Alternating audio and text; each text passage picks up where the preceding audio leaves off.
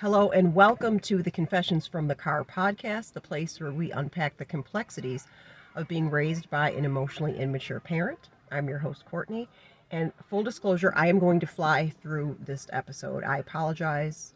My apologies right up front. I am literally in the pickup lane of my daughter's middle school. It's a nice day here in Michigan, and the kids are outside while the final hours of 6 hour tick down, wind down, and everyone is just ready for Memorial Day weekend. They can see the last day of school in their crosshairs, and everyone is antsy and loud. And if you hear the occasional scream, yipe, yell, whatever, that's where I am. So yeah, I have to hurry up and get this in the can because I do want to make good on my promise to deliver an episode a week. So this one's going to be a little shorter than the others, which isn't necessarily a bad thing because this time crunch I'm under makes me get to the point. Okay, hear that scream. Okay, 3 questions to kick off this episode. I have some notes on the side there, so I apologize if you see my gaze divert off to the side there. But my first question is this.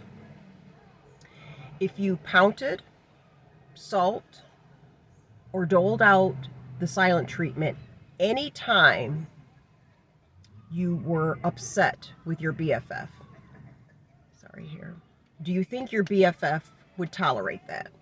Would they stick around for that? If you consistently salt, pounded, or just ice them out anytime you didn't get your way, would your BFF remain your BFF? Second question. If you told your partner that you would forever control the holidays, meaning that you got to control what you guys ate, where you went, how long you guys stayed there, if the whole notion of every holiday was under your tutelage and control, do you think your partner would tolerate that? Third question. Take any functioning relationship in your life. Take a moment to call to your image, to your mind, the most cherished relationship you have in your life right now, be they a friend, partner, family, whatever. Think of that person. And if you stopped respecting that person, or flip it the other way, if that person stopped respecting you, do you think you would want to engage with one another? 3 questions to ponder. I'm betting that all 3 of those questions, your answer to all 3 of those questions would probably be no. And that, in a nutshell, brings us to the topic of today's episode. Why emotionally immature parents need roles. They need you to stay in role. They need you to elevate their role. And if you do both, your emotionally immature parent will have a satisfactory level of a relationship. If you stay in your role and you engage with them in their role, all will be well. It won't be real, but it'll be well according to them.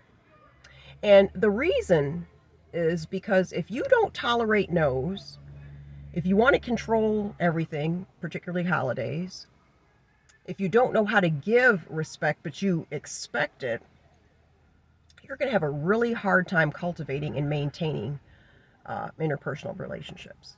You're going to have a very hard time. If you want to control everything, if everything is my way or the highway, and you better get down with it, if that is the benchmark, if that's the framework that you operate under for relationships, you're not going to have too many people wanting to be with you, whether that's romantically or platonic. It's just not going to happen. Okay? But if you can get someone to respect you, if you can get someone to grant you all the power in a relationship under the guise that you are their parent and you know best, and you're up here, and they, by virtue of being your adult child or younger than you, are down here, well then you can have your relationship. So, when we're children, we don't have much agency, if any agency, right? And going back to the very, very beginnings of our childhood, I've said this before and I will say it again, we are biologically wired to attach to our caregivers. Before we even have the language to characterize why, we understand that but for, and if not for, this parent, we would die. We need them to house us. We need them to feed us. We need us. We need them to comfort us. We need them to just guide us, basically. Even if that guiding is is in disarray, we need that. We need their care. Okay, we know this on a fundamental, on a primal level. Okay, and because we're so dependent on our parents, it is easy to see why, as a child, we almost look to them as gods. And I flinch every time I say that, but that is really true. That is, I mean, they are the first, they are our blueprint for life, good, bad, or not, or indifferent. Whatever they teach us, we soak up like a sponge. Okay. And then you grow up and you have, I'm sorry, before you even grow up, let me say this.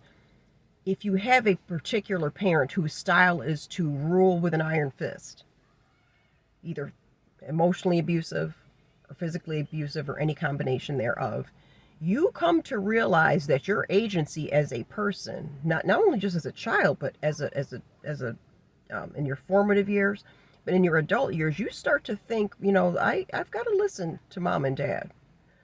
Their anger is not worth the fight. Their potential abandonment of me is not worth the conflict. It's just easier to go along to get along. It's just easier that way. Because otherwise, my parent has been very good at throwing guilt and shame grenades, and then I feel even worse afterwards. So you know what? I'm just path of least resistance here. And that's what I'm going to do with my parent. And then before you know it, you're in middle age or maybe later, and you realize that you have been doing everything to placate your parent under the guise of that's mother, or that's father, or that's grandma, or that's whatever, right? That title, that role, right? You have been indoctrinated into the belief that their role inherently makes them above you. Never mind the fact that you're an adult with all the bells and whistles. You have the agency to choose for yourself. That role of mother, that role of father, that role of matriarch, that role of patriarch puts them here, and our belief keeps them there. And that's how before you know, the train has left the station and you're 50 something years old and you realize that you can't have a Christmas without celebrating it like your mother does or wants to. You're in some cases you could be 70 years old. Your parent can be on their last leg, literally and figuratively, and you realize that all the while you look back, they have never respected you since you've become an adult. That is how you can be, fully on the path of adulthood with your own family, your partner, your spouse, your children, and you realize that you cannot set a boundary with your father because you know that he will tantrum and he will explode, and you know what, you've learned from experience it just ain't worth the fight. So you lay down. That's how all this happens, because we have been, in many cases, under the false belief that the role of our parents supersedes our needs, wants, and wishes. All of this comes down to a false belief about hierarchy, and in particular, how hierarchy leads to conformity. But this only works if you stay in role. This only works if you stay in role. And so that is why emotionally immature parents need the concept and lean heavily on the concept of roles, because as long as their role, or as long as they feel entitled to flex and behave in a certain way because of their role, and as long as you acquiesce to that bullshit, I'm gonna call it bullshit, as long as you acquiesce to that bullshit, the equilibrium will always be off. It will always be off. The only remedy to this is for you to insert boundaries, push through the guilt, push through the nervousness, push through the anticipation of their inevitable pushback, because you're gonna get the pushback. And the longer you have played your role, the harder it is going to be to abandon it. But I am telling you, you're going to have to do it. We're all going to have to do it. And so I read, I think it was on Reddit, and somebody posed the question, somebody's going to be disappointed, right? If you give your parents what they want, even if it's not what you need, if you continue to give your parents what they want, if you continue to adhere to their wishes, you're going to be unhappy.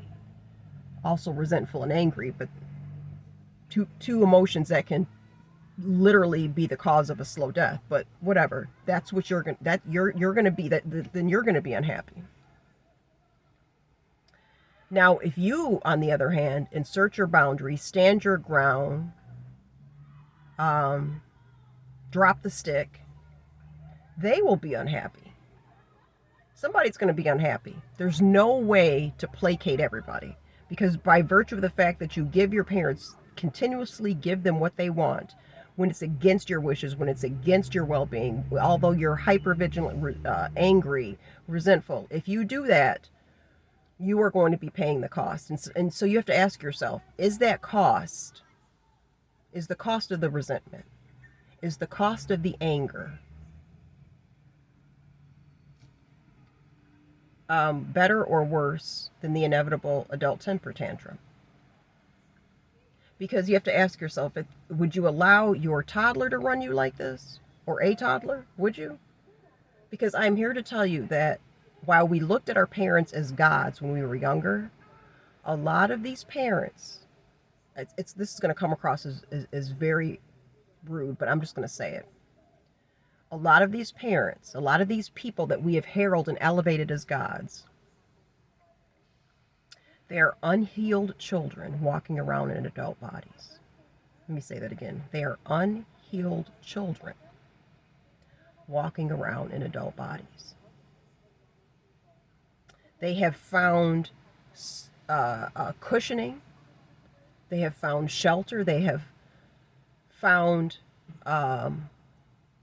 comfort in the belief that their inherent role as a parent gives them a shit ton of mulligans. They'll never tell you that. But they have, and that's because they were raised that way. They had to acquiesce and contend with concessions to make their own parents happy. So now that they're the actual elders, they're like, it's my time now. This is their Super Bowl, right? A lot of our parents have spent their adulthood kowtowing to their parents and their parents' dysfunction. So they're like, okay, I get my turn of the box. It's got to stop with us. It has got to stop with us. Raise your voice, even if your voice shakes.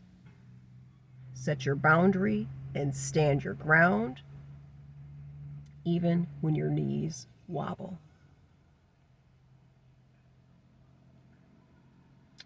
Listen, I'm not saying it's going to be easy. I know this is, I know it's not going to be easy.